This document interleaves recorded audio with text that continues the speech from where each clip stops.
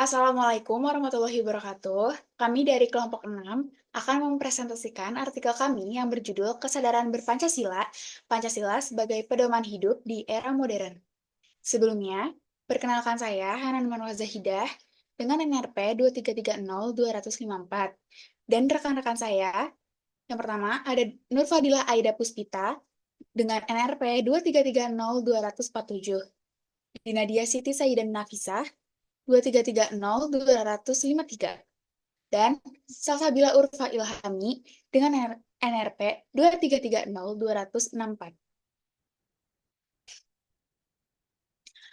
Adapun materi terkait yaitu 1. Tantangan Pancasila dalam era modern. 2. Peluang Pancasila dalam era modern. 3. Implementasi Pancasila dalam era modern.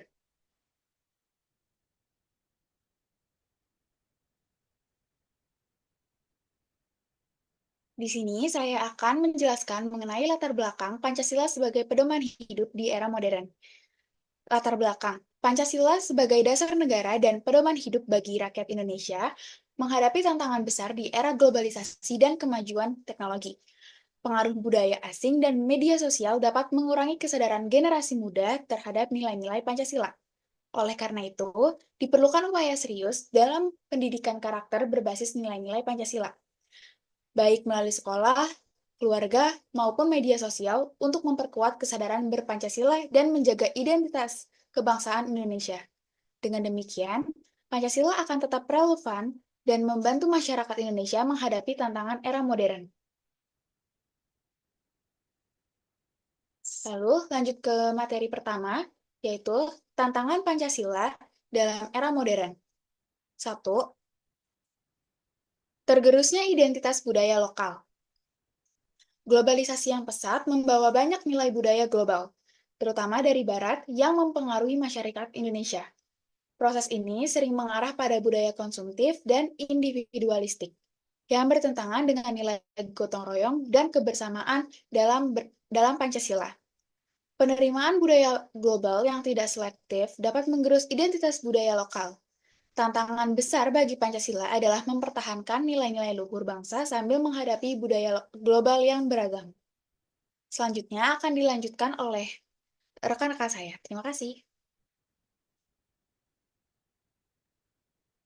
Selanjutnya, yaitu fragmentasi sosial dan polarisasi politik.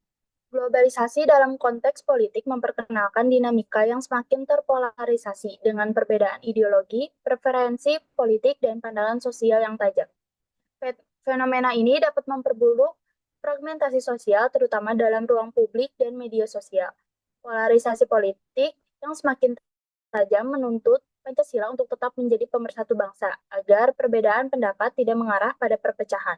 Tantangan besar yang dihadapi adalah bagaimana menjaga semangat kebersamaan dalam situasi yang semakin terpecah belah.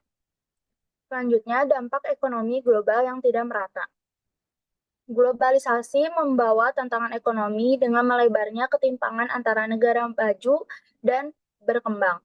Indonesia merasakan dampak ini dengan sektor-sektor yang terkonsentrasi pada kelompok tertentu dan banyak masyarakat yang hidup dalam kemiskinan.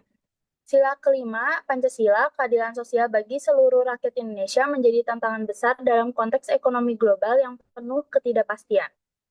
Implementasi Pancasila dalam kebijakan ekonomi diperlukan untuk menjaga keseimbangan distribusi, kesejahteraan, dan peluang yang setara bagi seluruh rakyat. Selanjutnya, peluang Pancasila dalam era modern. Yang pertama, pedoman moral dalam masyarakat yang multikultural. Nilai-nilai seperti ketuhanan yang Maha Esa dan kemanusiaan yang adil dan beradab mengajarkan penghormatan terhadap perbedaan agama, budaya, dan etnis. Pancasila dapat mendorong terciptanya kehidupan sosial yang damai dan toleran di tengah keragaman. Menurut Suparman, Pancasila dapat menjadi alat pemersatu bangsa dengan menekankan nilai-nilai toleransi, saling menghargai, dan persatuan, menciptakan harmoni sosial baik dalam konteks lokal maupun global. Yang kedua, ada meningkatkan peran Indonesia dalam tata dunia internasional. Pancasila dengan prinsip-prinsip keadilan sosial, persatuan, dan kemanusiaan dapat menjadi landasan diplomasi internasional dan kerjasama antar negara. Pancasila mencerminkan komitmen Indonesia terhadap perdamaian dunia, hak asasi manusia, dan pembangunan berkelanjutan. Menurut Taufik, Pancasila memiliki potensi untuk menjadikan Indonesia negara yang mengutamakan kepentingan nasional sekaligus berperan dalam menjaga perdamaian dan keadilan dunia, serta mengembangkan kerjasama internasional untuk kontribusi terhadap perdamaian dan kesejahteraan dunia.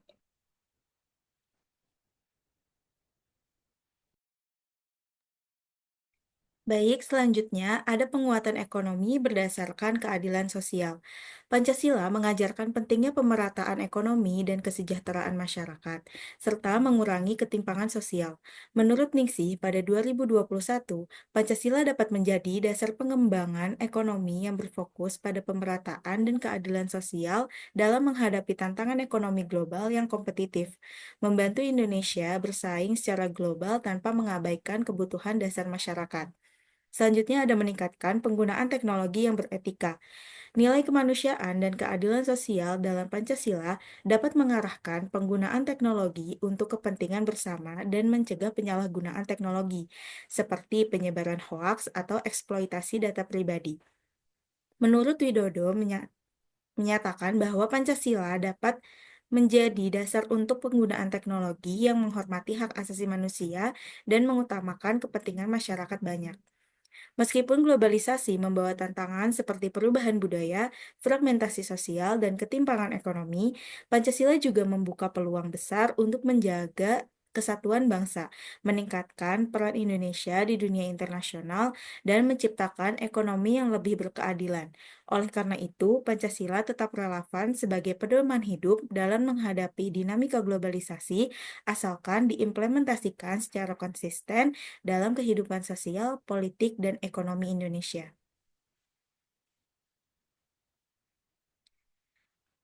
Selanjutnya, ada implementasi Pancasila dalam era modern. Yang pertama, ada implementasi Pancasila dalam pemerintahan. Pancasila dapat dilihat sebagai dasar dari kebijakan yang berorientasi pada kesejahteraan rakyat. Sebagai contoh, kebijakan pembangunan nasional yang mengutamakan keadilan sosial bagi seluruh rakyat Indonesia sejalan dengan sila kelima Pancasila. Dalam pelaksanaannya, berbagai program pemerintah sebagai bantuan langsung tunai atau BLT, program Keluarga Harapan atau PKH, dan jaminan sosial, bertujuan untuk mengurangi ketimpangan sosial dan meningkatkan kesejahteraan masyarakat. Selanjutnya ada implementasi Pancasila dalam ekonomi. Pancasila dapat diimplementasikan melalui kebijakan yang mengutamakan keadilan sosial dan pemerataan hasil pembangunan. Penerapan sistem ekonomi Pancasila yang berlandaskan pada gotong royong dan kerjasama antar rakyat dapat terlihat dalam bentuk kebijakan yang mendukung pemberdayaan ekonomi rakyat kecil seperti kredit usaha rakyat atau KUR dan bantuan untuk usaha mikro, kecil, dan menengah atau UMKM. Selanjutnya, implementasi Pancasila dalam pendidikan. Pancasila menjadi pedoman untuk membentuk karakter generasi muda yang berlandaskan pada nilai-nilai moral, kebangsaan, dan kemanusiaan. Dalam praktiknya, penerapan Pancasila di sekolah dapat dilakukan dengan mengintegrasikan nilai-nilai Pancasila dalam kurikulum dan kegiatan ekstrakurikuler yang bertujuan untuk menanamkan rasa cinta tanah air dan semangat kebersamaan. Sebagai contoh, beberapa sekolah menerapkan program pendidikan karakter yang mengajarkan pentingnya nilai gotong royong, toleransi, dan saling menghargai yang sejalan dengan nilai-nilai yang terkandung dalam Pancasila. Selanjutnya, yang terakhir ada implementasi Pancasila dalam kehidupan sosial. Pancasila menjadi landasan bagi terciptanya masyarakat yang toleran, saling menghargai, dan mengutamakan kepentingan bersama.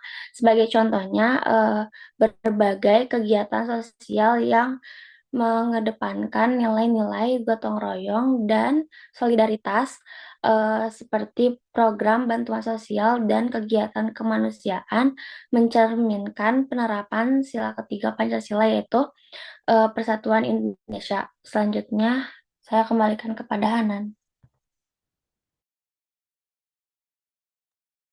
Baik, terima kasih. Sekian presentasi dari kelompok 6. Kurang lebihnya mohon maafkan. Wassalamualaikum warahmatullahi wabarakatuh.